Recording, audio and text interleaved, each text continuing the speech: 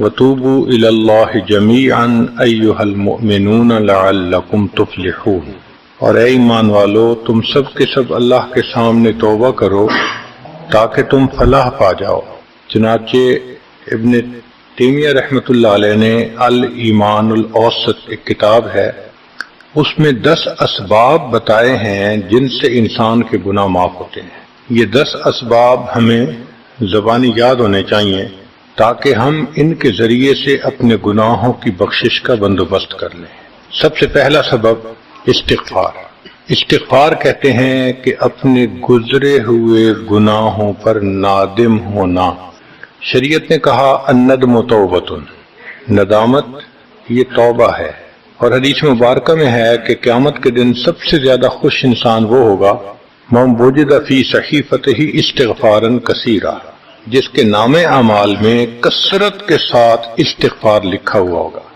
تو ہمیں کثرت سے استغفار پڑھنا چاہیے۔ چنانچہ ایک شخص حضرت حسن اللہ عنہ کے پاس آیا، حضرت بہت گناہ گار ہوں، کوئی عمل بتائیں۔ فرمایا استغفار پڑھو۔ ایک اور آدمی آیا، حضرت بارش نہیں ہو رہی، کوئی عمل بتائیں۔ فرمایا استغفار پڑھو۔ پھر ایک آدمی آیا کہ حضرت بہت قرضہ چڑھ گیا، دعا کریں کہ کوئی اسباب بن جائیں رزق کے، مال کے، تاکہ قرضہ اتر جائے۔ فرمایا استغفار پڑھو۔ پھر ایک شخص آیا کہ حضرت دعا کریں اللہ مجھے بیٹا دے دے۔ فرمایا استغفار کرو۔ ایک آدمی آیا میرا باغ ہے، دعا کریں کہ میرا پھل زیادہ لگے۔ فرمایا استغفار کرو۔ ایک آدمی آیا میری کھیتی باڑی کی زمین ہے، دعا کریں پانی اندر سے نکل آئے۔ فرمایا استغفار کرو۔ اب سننے والا حیران کہ مختلف لوگ مختلف ضروریات آ کر بیان کرتے رہے، سب کے لیے ایک ہی جواب۔ تو اس نے پوچھا کہ حضرت کیا مسئلہ؟ تو فرمایا کہ دیکھو یہ جواب میں نے اپنی طرف سے نہیں دیا، قرآن مجید سے دیا ہے۔ اللہ تعالیٰ ارشاد فرماتے ہیں قرآن مجید میں فَقُلْتُ اسْتَغْفِرُوا رَبَّكُمْ إِنَّهُ كَانَ غَفَّارًا۔ تو سب سے پہلے استغفار کرنے سے گناہوں کی بخشش ہوتی ہے۔ يُرْسِلِ السَّمَاءَ عَلَيْكُمْ مِدْرَارًا، تمہارے اوپر اللہ بارشیں برسائے گا۔ وَيُمْدِدْكُمْ بِأَمْوَالٍ، اللہ مال کے ذریعے تمہاری مدد کرے گا۔ وَبَنِينَ، اور بیٹوں کے ذریعے مدد کرے گا۔ وَيَجْعَلْ لَكُمْ جَنَّاتٍ، اور اللہ تعالیٰ تمہیں درختوں پہ پھل زیادہ عطا کرے گا۔ وَيَجْعَلْ لَكُمْ أَنْهَارًا، اور اللہ تعالیٰ تمہارے لیے زمین سے چشمے جاری فرما دے گا۔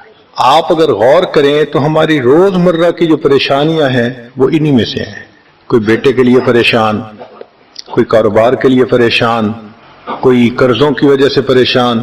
اس کا مطلب یہ کہ اگر ہم استغفار کرنے کی عادت ڈال لیں تو ہمیں کسی اور عمل کی ضرورت ہی نہیں ہے، اور یہ عمل قرآن مجید میں بتایا گیا ہے۔ یہ پروردگار عالم کا کلام ہے۔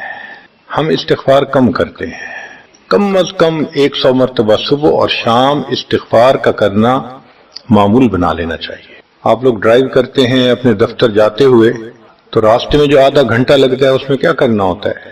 بعض لوگ نعت سن لیتے ہیں، تلاوت سن لیتے ہیں، وہ بھی عبادت ہے، لیکن اس سے زیادہ بہتر یہ ہے کہ انسان خود پڑھے کچھ۔ تو اگر اس دوران آپ استغفر اللہ ہی پڑھتے رہیں تو سینکڑوں دفعہ استغفار نامہ اعمال میں لکھا جائے گا، اور اگر پورا پڑھ لیں استغفر اللہ ربی من کل ذنب واتوب الیہ تو یہ سونے پہ سہاگے والی بات ہے۔ تو اپنے ٹائمنگز کو ایسے ایڈجسٹ کریں کہ اس میں درود استغفار کثرت کے ساتھ آپ پڑھ سکیں، کیونکہ حدیث پاک میں یہ فرمانا کہ قیامت کے دن وہ بندہ بہت خوش ہوگا جس کے نام اعمال میں استغفار زیادہ ہوگا۔ دوسرا سبب ہے توبہ۔ توبہ اور استغفار بہت قریب قریب ہیں، ان میں لائن آف ڈیمارکیشن ڈالنا تھوڑا ڈیفیکلٹ ہے، مگر علماء نے لکھا ہے کہ استغفار پچھلے گناہوں پہ ریپینٹنس کو کہتے ہیں، اور توبہ آئندہ گناہوں کو کمٹ نہ کرنا، اس کی کمٹمنٹ کرنا، عزم کرنا، اس کو کہتے ہیں۔ توبہ عزم جازم، ایک عہد کرنا کہ میں نے آج کے بعد گناہ نہیں کرنا، یہ توبہ کہلاتا ہے۔ تو گویا توبہ کا تعلق آئندہ گناہ نہ کرنا، استغفار کا تعلق پاسٹ کے ساتھ ہے کہ میں نے جو کیا برا کیا، اللہ بس میری غلطی کو پلیز معاف کر دیں، اس کو استغفار کہتے ہیں۔ اور یہ استغفار کا حکم اللہ رب العزت نے اپنے حبیب صلی اللہ علیہ وسلم کو دیا، فسبح بحمد ربک واستغفرہ، حکم ہے، صیغہ ہے امر کا۔ اللہ کے محبوب صلی اللہ علیہ وسلم کو اگر یہ حکم ہے تو سوچئے پھر ہمیں استغفار کرنے کی کتنی ضرورت ہے۔ توبہ ہر بندے پہ کرنی ضروری، چنانچہ کافر ہے تو وہ کفر سے توبہ کر کے مسلمان بن جائے، مومن ہے گناہوں سے توبہ کر کے نیک بن جائے۔ جو نیک ہے وہ جو اپنے اعمال کے اندر غفلت ہوتی ہے، نماز کی غفلت، ذکر میں غفلت، تلاوت میں غفلت، اس غفلت سے توبہ کرے، اور جو کہے کہ جی میں تو اس سے بھی توبہ کرتا ہوں، تو بھئی ہم جو اعمال کرتے ہیں یہ اس کوالٹی کے تو نہیں کہ اللہ تعالیٰ کے ہاں قبولیت پا سکیں۔ اب پھر استغفار کرنا کہ اللہ اس کو قبول کر لیجئے، کیونکہ اللہ کے محبوب صلی اللہ علیہ وسلم نے فرمایا ما عبدنا کا حق کا عبادت، اے اللہ ہم نے عبادت نہیں کی جیسے عبادت کرنے کا حق تھا۔ اگر سید الاولین والآخرین صلی اللہ علیہ وسلم یہ فرماتے ہیں، ہم کس کھیت کی گاجر مولی ہیں، ہماری عبادتیں کیا عبادتیں ہیں؟ تو استغفار کرنا، توبہ کرنا ہم میں سے ہر بندے پر لازم ہے۔ تیسری چیز جس سے کہ گناہ معاف ہوتے ہیں، الحسنات الماحیہ، نیکیاں۔ جو انسان نیک اعمال کرتا ہے تو گناہ دھل جاتے ہیں۔ نیک اعمال کی مثال صابن کی ہے، گناہوں کی مثال میل کی سی ہے۔ صابن جتنا زیادہ لگتا ہے اتنا میل دھل جاتی ہے۔ ان الحسنات یذہبن السیئات، یہاں شیطان دھوکہ دیتا ہے۔ مثلا اگر کوئی بچہ تعلیم پا رہا ہے مگر کوئی گناہ بھی کرتا ہے، تیرے علم کا کیا فائدہ، گناہ تو چھوڑتا نہیں۔ بھائی اگر گناہ کرتے ہیں تو علم تو الٹا ان گناہوں کو دھوئے گا، وہ علم ہی چھڑوا دیتا ہے تاکہ دھونے کا مسئلہ ہی نہ رہے۔ اب عورت سوچے گی میں پردہ تو کرتی نہیں، نمازوں کا کیا فائدہ؟ یہ دھوکہ ہے شیطان کا۔ بھئی آپ نمازیں پڑھتی رہو، اس نمازوں کی برکت سے اللہ پھر پردے کی بھی توفیق دے دیں گے۔ تو نیکی نہیں چھوڑنی چاہیے کبھی بھی، یہ سوچ کے جی میں اچھا تو ہوں نہیں، کیا فائدہ؟ فائدہ ہے۔ جب اللہ فرما رہے ہیں کہ نیکیاں گناہوں کو دھو دیتی ہیں، بھئی گناہ تو ہم چھوڑتے نہیں اور نیکی آرام سے چھوڑ دیتے ہیں، یہ کہاں کی لاجک ہے؟ تو اس لیے نیکی بھاگ بھاگ کے کرنی چاہیے۔ اگر گناہ ہے تو نیکی اور زیادہ کریں تاکہ نیکی کی برکت سے گناہوں کی ظلمت ختم ہو جائے اور دھل جائے۔ حدیث پاک میں ہے بندہ گناہ کرتا ہے لکھ دیا جاتا ہے، دوسرا گناہ، تیسرا، 5 گناہ کرتا ہے، پھر اس کے بعد وہ ایک نیکی کرتا ہے تو نیکی والا فرشتہ کہتا ہے کہ دیکھو اللہ کے ہاں دستور ہے من جاء بالحسنۃ فلہ عشر امثالھا، اس کو 10 نیکیاں ملنی تھی، تم نے 5 گناہ لکھے ہیں نا، اچھا تم 5 گناہ مٹا دو، میں نامہ اعمال میں 10 نیکیوں کی بجائے صرف 5 نیکیاں بیلنس وہ ڈال دیتا ہوں۔ چنانچہ 5 گناہ مٹا دیے جاتے ہیں، 5 نیکیاں نامہ اعمال میں لکھ دی جاتی ہیں۔ اس لیے خوب نیکی کرنی چاہیے تاکہ اللہ تعالیٰ گناہوں کی ظلمت سے ہمیں محفوظ فرما دے۔ چوتھی چیز جس سے کہ گناہ معاف ہوتے ہیں، دعاء المؤمنین للمؤمن، جو ایمان والے ایک دوسرے کے لیے دعائیں کرتے ہیں اس سے بھی گناہ معاف ہوتے ہیں۔ چنانچہ عمر لانو جا رہے تھے عمرے کے لیے، نبی علیہ السلام نے فرمایا اے بھائی ہمیں اپنی دعاؤں میں نہ بھولنا۔ تو نبی علیہ السلام نے امت کو تعلیم دی کہ ایک دوسرے کو دعاؤں کے لیے کہنا چاہیے۔ یہ بہت اچھی عادت ہے کہ جب کسی سے ملیں جی ہمیں اپنی دعاؤں میں یاد رکھیں، والدین کو کہنا، بڑوں کو کہنا، دوستوں کو کہنا، کیا معلوم کس کی مانگی ہوئی دعا کام آ جائے۔ اس دعا کا فائدہ ہوتا ہے نا، تبھی تو قرآن مجید میں دعا سکھائی گئی، ربنا اغفر لنا وَلِإِخْوَانِنَا الَّذِينَ سَبَقُونَا بِالْإِيمَانِ، اے اللہ جو ہم سے پہلے ایمان والے چلے گئے ان کی بھی مغفرت فرما دے۔ تو فائدہ ہوتا ہے تو قرآن نے دعا سکھائی ہے نا۔ تو ایمان والوں کی دعاؤں سے دوسرے ایمان والوں کو فائدہ ہوتا ہے۔ حدیث پاک میں ہے دوست کی دعا دوست کے پیٹھ پیچھے رد نہیں کی جاتی، کیوں؟ اس میں خلوص ہوتا ہے۔ تو اس لیے حدیث پاک میں ہے، مسلم شریف کی روایت ہے کہ اگر کوئی آدمی فوت ہو جائے اور 40 آدمی جنازہ پڑھ لیں جو ایمان والے ہوں، توحید والے ہوں، فرمایا ما من رجل مسلم یموت فیقوم علی جنازتہ 40 رجلا لا یشرکون باللہ شیئا الا شفعهم اللہ فیہ، اللہ 40 بندوں کی نماز جنازہ کو قبول کر کے میت کی مغفرت فرما دیتے ہیں۔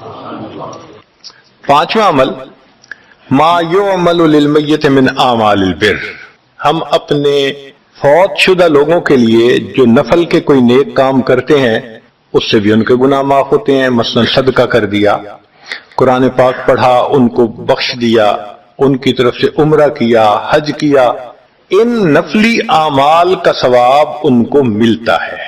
اس کی وجہ سے ان کے گناہوں کو معاف کر دیا جاتا ہے. چنانچہ حضرت شیخ الحدیث رحمۃ اللہ علیہ نے فضائل ذکر میں یا کسی اور کتاب میں واقعہ لکھا ہے کہ ایک اللہ والے تھے، قبرستان کے قریب سے جاتے ہوئے انہوں نے کچھ پڑھ کے قبرستان والوں کو بخش دیا. رات خواب دیکھا کہ وہی قبرستان والے ہیں اور ایک آدمی آتا ہے جیسے کوئی ڈاک تقسیم کرنے والا ڈاکیا ہوتا ہے، اور سب اس کی طرف بھاگ پڑتے ہیں جیسے ڈاک لینے کے لیے. ایک بندہ پیچھے آرام سے بیٹھا ہوتا ہے. وہ پوچھتا ہے کیا معاملہ؟ وہ کہتے ہیں کہ یہ فرشتہ آیا ہے، روزانہ کی جو ڈاک آئی ہے نا نیکیوں کی، جو اولاد نے، رشتہ داروں نے، دوستوں نے کیے، لہذا وہ اعمال نیکیاں ملتی ہیں تو یہ سب لوگ جاتے ہیں کہ نیکیاں ملیں گی، ہمارا درجہ بڑھے گا. اس نے کہا کہ آپ کو ضرورت نہیں ہے. کہنے لگا ہاں میں لے لوں گا، مگر میرا ایک بیٹا ہے جسے میں نے قرآن پاک کا حافظ بنایا، اس کی دکان ہے، وہ سارا دن دکان پہ بیٹھا رہتا ہے اور ساتھ ساتھ قرآن پڑھتا رہتا ہے، تو مجھے اتنی نیکیاں مل جاتی ہیں کہ میں بعد میں لے لوں گا. اس نے کہا بیٹا کہاں؟ اس نے کہا فلاں جگہ دکان ہے. وہ اللہ والے جب وہاں گئے اگلے دن تو دیکھا کہ ایک نوجوان ہے اور وہ بیٹھا ہوا ہے، گاہک آتا ہے تو اس کو سودا بیچ دیتا ہے، جب گاہک کوئی نہیں ہوتا تو وہ قرآن پڑھنا شروع کر دیتا ہے. تو وہ سمجھ گیا کہ میرا خواب سچا تھا، اس بچے کے قرآن پڑھنے سے اس کے والد کو خوب بینیفٹ مل رہا ہے. کچھ عرصے کے بعد دوبارہ پھر اسی قبرستان کے قریب سے گزرے، پھر انہوں نے کچھ پڑھ کے بخش دیا. رات خواب میں دیکھا کہ اب جب تقسیم ہوا تو سب بھاگے تو وہ بندہ بھی بھاگا. انہوں نے کہا آپ بھی بھاگ رہے ہو؟ کہنے لگا ہاں میں اس لیے بھاگ رہا ہوں کہ میرا وہ بیٹا فوت ہو گیا، اب مجھے قرآن پڑھ کے بخشنے والا کوئی ایسا ہے نہیں، تو جو عام ایمان والوں کا ثواب آتا ہے میں بھی اسی میں سے اپنا حصہ لینے کے لیے جا رہا ہوں. تو ایمان والوں کے ان اعمال کا ثواب بھی ملتا ہے، اور اصل میں یہ اسی بندے کا اپنا عمل ہوتا ہے. یہ ذہن میں رکھنا کہ جو ایمان والے پڑھ کے بخشتے ہیں نا، اس کا ثواب کیوں ملتا ہے؟ اس کا اپنا عمل. دیکھو اس نے نیکوں سے تعلق جوڑا. وہ بھی تو ہوتے ہیں جن کے مرنے کے بعد پیچھے ریچھ کتے کی لڑائی کرواتے ہیں، میلے لگواتے ہیں، موسیقی کی محفلیں ہوتی ہیں، وہ بھی تو ہوتے ہیں نا، تو ان کو کچھ نہیں ملتا. اس بندے نے نیکوں سے محبت کی، یہ اس کا اپنا عمل ہے، اس کی محبت کی وجہ سے اب یہ لوگ اس کو پڑھتے ہیں، اللہ اس کو ثواب پہنچا دیتے ہیں. تو اس کے اپنا عمل ہے اصل میں. پھر چھٹی چیز جس کی وجہ سے گناہ معاف ہوتے ہیں، المصائب التي يكفر الله بها الخطايا في الدنيا.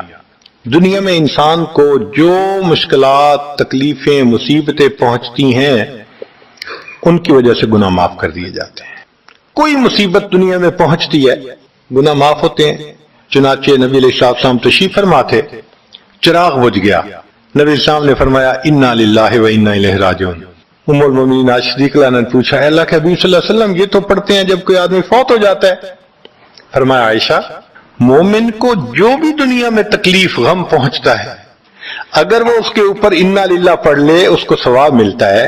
تو سوچنے کی بات ہے چراغ کے بجھنے پر اگر ثواب ملتا ہے تو کسی عزیز کی زندگی کا چراغ بجھ گیا اس پر کتنا ثواب ملے گا. اس لیے تکلیف آئے تو پریشان ہونے کی بات نہیں ہوتی، صبر کرنے کی بات ہوتی ہے. انسان بے صبری کے ذریعے خواہ مخواہ اس تکلیف پر ملنے والے ثواب سے اپنے آپ کو محروم کر دیتا ہے. بے صبری سے تکلیف ختم نہیں ہوتی، ثواب ملنا بند ہو جاتا ہے. تو بے صبری کا کیا فائدہ؟ اور ہو سکتا ہے کہ یہ مصیبت جو آئی یہ بندے نے خود مانگی ہو. یہ بھی عجیب بات ہے. آپ کہیں گے جی کوئی بندہ مصیبت تو نہیں مانگتا. ہاں ہو سکتا ہے مانگی ہو. کیسے؟ کہ دعا مانگی اللہ مجھے قیامت کے دن میرے محبوب صلی اللہ علیہ وسلم کے ہاتھوں حوض کوثر کا جام عطا کر دینا. اللہ نے دعا قبول کر لی، عمل تو ہے نہیں کہ یہ نعمت نصیب ہو. تو اب کیسے ملے گا؟ اللہ تعالی بیماری، مصیبت، پریشانی کچھ اس کے اوپر بھیج دیتے ہیں. اگر یہ بندہ اس پر صبر کر لیتا ہے اس کو بہانہ بنا کر اللہ اس کو وہ نعمت عطا فرما دیتے ہیں. چنانچہ ایک بزرگ تھے 70s میں تھے، بیوی بھی اسی طرح بہت نیک تھی بیوی بھی. بیوی نے کہا کہ میرا بڑا دل چاہتا ہے کہ نبی علیہ الصلوۃ والسلام کا دیدار نصیب ہو. میں بڑا درود شریف پڑھتی ہوں، نفل پڑھتی ہوں، مگر مجھے واضح زیارت نہیں ہوئی. آپ کو کوئی عمل آتا ہو تو بتا دیں. انہوں نے کہا عمل آتا ہے، کرو گی؟ کہا بالکل کروں گی. کہنے لگے اچھا جمعہ کا دن آ رہا ہے، خوب نہا دھو کے وہ جو دلہن والے کپڑے تھے نا تمہارے کناری والے گوٹے، وہ پہننا اور میک اپ کرنا، خوشبو لگانا، اور میں بس جمعہ پڑھ کے آؤں گا تو پھر ٹھیک ہے. اس نے کہا بہت اچھا. وہ اللہ کی بندی نہائی دھوئی دلہن کی طرح خوب تیار ہوئی، کپڑے دلہن والے پہنے. ان بزرگوں نے جمعہ کی نماز پڑھی تو ساتھ بھائی کا گھر تھا اس کی، یعنی ان کی بیوی کا. تو بیوی کے بھائی کے گھر چلے گئے، اس کو جا کے کہا میری عمر دیکھو اور آ کے اپنی بیوی بہن کی حالت دیکھو. اس نے کہا کیا مسئلہ؟ وہ ساتھ آ گیا. اور جب گھر آ کے اس نے دیکھا تو بیوی تو دلہن بنی بیٹھی ہے. بھائی کو غصہ آیا، تمہیں اپنی یہ تمہاری عمر اور یہ تمہارے لچھن. اس نے تو ڈانٹا اور وہ بیچاری روئی، اس کا دل ٹوٹا، رو رو کے حال برا، سو گئی. اللہ کی شان کہ اس نیند میں اس کو نبی علیہ السلام کی زیارت نصیب ہو گئی. اب وہ اٹھی تو وہ خوش بھی ہے اور پریشان بھی ہے. خوش اس بات پہ کہ زیارت ہو گئی، اور پریشان اس بات پہ کہ میاں نے کیا کیا، خود کہا دلہن بنو اور خود بھائی سے مجھے ڈانٹ پڑوا دی. تو پھر اس نے پوچھا کہ آپ نے ایسا کیوں کیا؟ انہوں نے کہا دیکھو میں تمہاری زندگی کو قریب سے جانتا ہوں، میں نے تمہیں اتنا پیار محبت سے رکھا ہے کہ تمہیں زندگی کے کوئی تکلیف نہیں پہنچنے دی. میں نے تم نے عبادت کی انتہا کی ہے، مگر کچھ نعمتیں ہوتی ہیں جو دل ٹوٹنے پہ ملتی ہیں.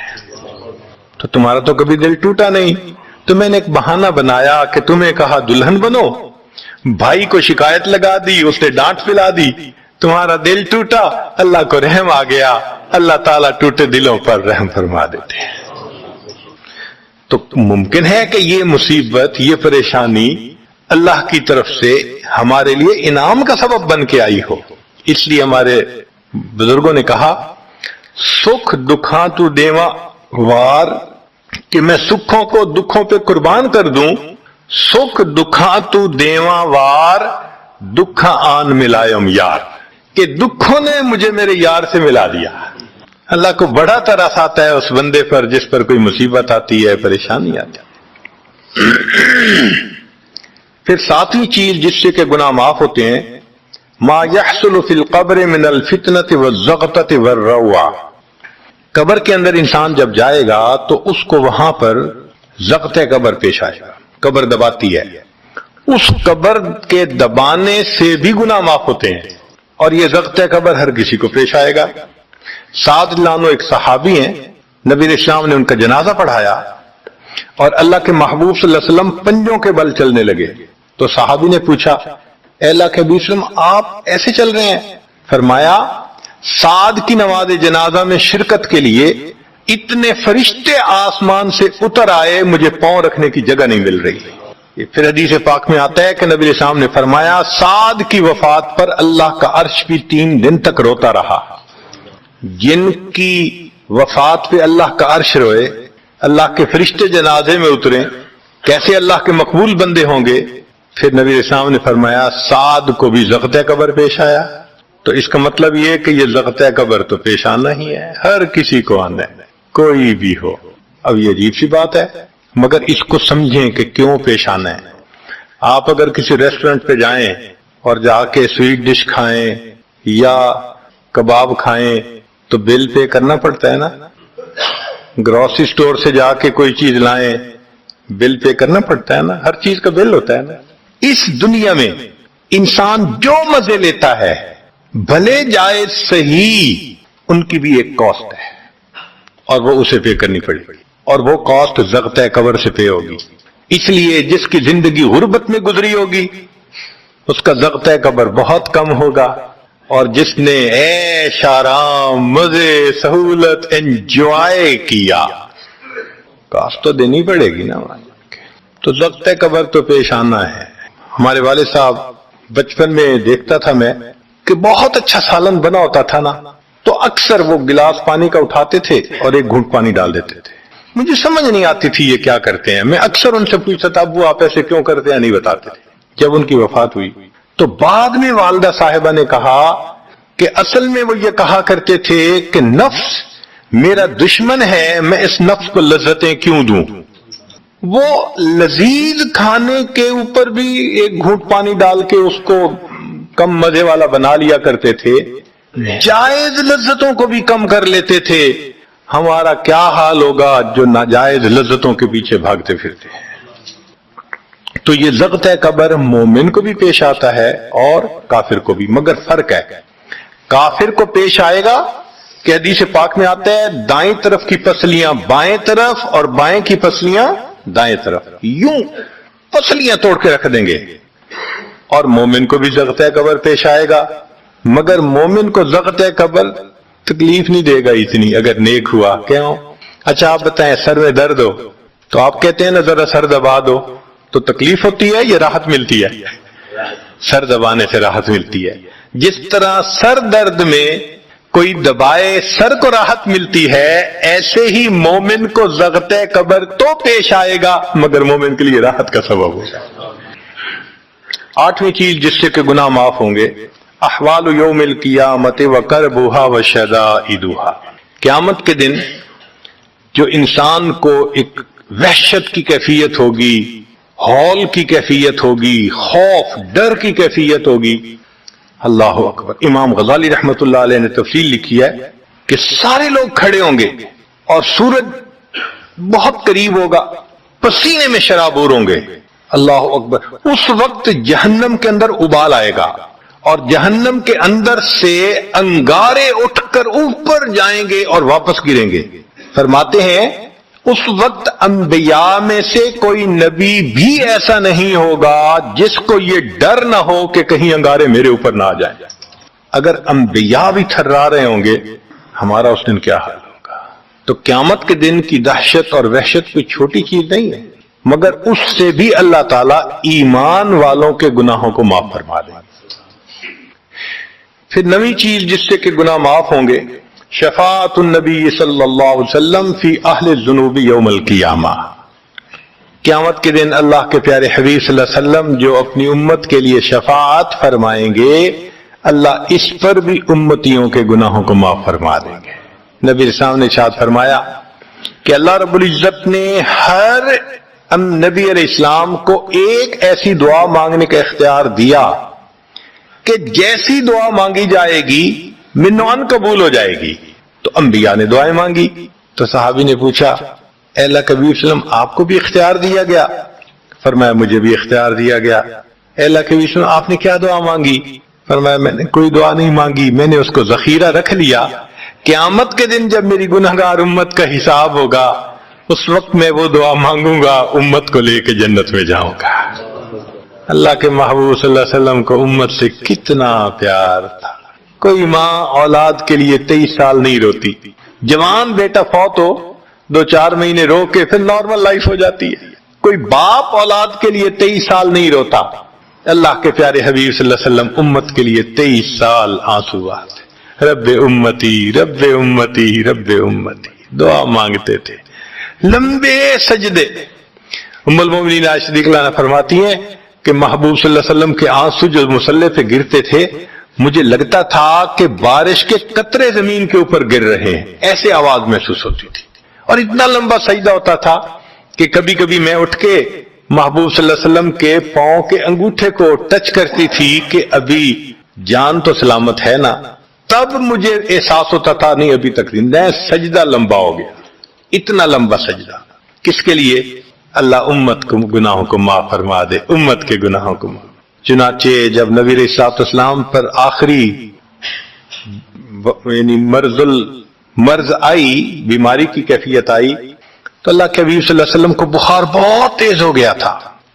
اور جو مسجد میں آخری مرتبہ لائے تھے تو 2 آدمی تھے, ایک ادھر تھا ایک ادھر تھا, اور اللہ کے حبیب صلی اللہ علیہ وسلم نے ان کا سہارا لیا تھا اور بہت مشکل سے چل کے تشریف لائے تھے. یہ آخری نماز تھی. پھر واپس تشریف لے گئے, بخار اور تیز ہو گیا. سیدہ عائشہ صدیقہ رضی اللہ عنہا فرماتی ہیں کہ میں نے اوپر کپڑا سا ڈال دیا, کپڑے کے اوپر سے مجھے گرمی محسوس ہو رہی تھی. میں نے پانی کا ایک پیالہ پیش کیا, اللہ کے حبیب صلی اللہ علیہ وسلم پانی کے پیالے میں ہاتھ مبارک ڈالتے تھے اور اپنے چہرے پہ لے رہے تھے، اور جسم تھا کہ جیسے کوئی گرم چیز میں سے گرمی نکل رہی ہوتی ہے، اس طرح وہ بخار سے دہک رہا تھا۔ فرماتی ہیں کہ مجھے محسوس ہوا کہ یہ تو بہت تیز بخار ہے، کبھی ایسا نہیں دیکھا۔ تو میں نے پوچھا اے اللہ کے حبیب صلی اللہ علیہ وسلم، بخار ایسا تو کبھی نہیں دیکھا، اتنا زیادہ تیز، اتنا زیادہ تیز؟ نبی علیہ السلام نے فرمایا عائشہ، مومن کو سکرات موت کے وقت جو تکلیف ہوتی ہے اس پر بھی اس کے گناہ معاف ہوتے ہیں۔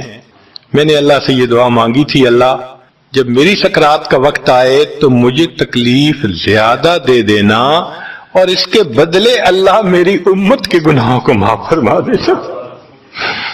عائشہ، یہ وہ سکرات ہے جس کی وجہ سے مجھے تکلیف بہت ہے۔ اللہ کے محبوب صلی اللہ علیہ وسلم کو اتنی تکلیف ہو رہی تھی۔ اتنے میں اطلاع ملی، دروازہ کھٹکھٹایا گیا، پوچھا کون؟ جواب ملا جبریل علیہ السلام اور اسرائیل علیہ السلام اجازت مانگتے ہیں آنے کی۔ نبی علیہ السلام نے فرمایا جبریل اندر آ جائیں، تو جبریل آئے۔ اے اللہ کے حبیب صلی اللہ علیہ وسلم، اللہ نے آپ کو یاد فرمایا ہے۔ نبی علیہ السلام نے فرمایا جبریل، اللہ تعالیٰ سے پوچھ کے یہ پہلے بتاؤ میرے بعد میری امت کا کیا حال ہوگا، پہلے پوچھ کے بتاؤ۔ جبریل علیہ السلام نے اللہ تعالیٰ سے پوچھا، رب کریم نے کہا، فرمایا میرے محبوب سے جا کر کہہ دو اے محبوب، آپ کے بعد آپ کی امت کو تنہا نہیں چھوڑیں گے۔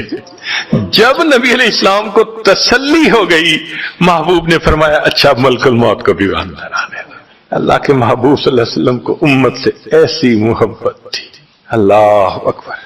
چنانچہ حدیث پاک میں ہے کہ نبی علیہ الصلوۃ والسلام نے فرمایا خیرت بین ان یدخل نصف امتی الجنہ و بین شفاعہ، اللہ رب العزت نے مجھے چوائس دیا، اختیار دیا کہ اے میرے حبیب صلی اللہ علیہ وسلم، آپ چاہیں تو آپ کی آدھی امت کو بلا حساب جنت بھیج دیں گے، اور آپ چاہیں تو جن کی آپ شفاعت کریں ان کو بھیجیں گے۔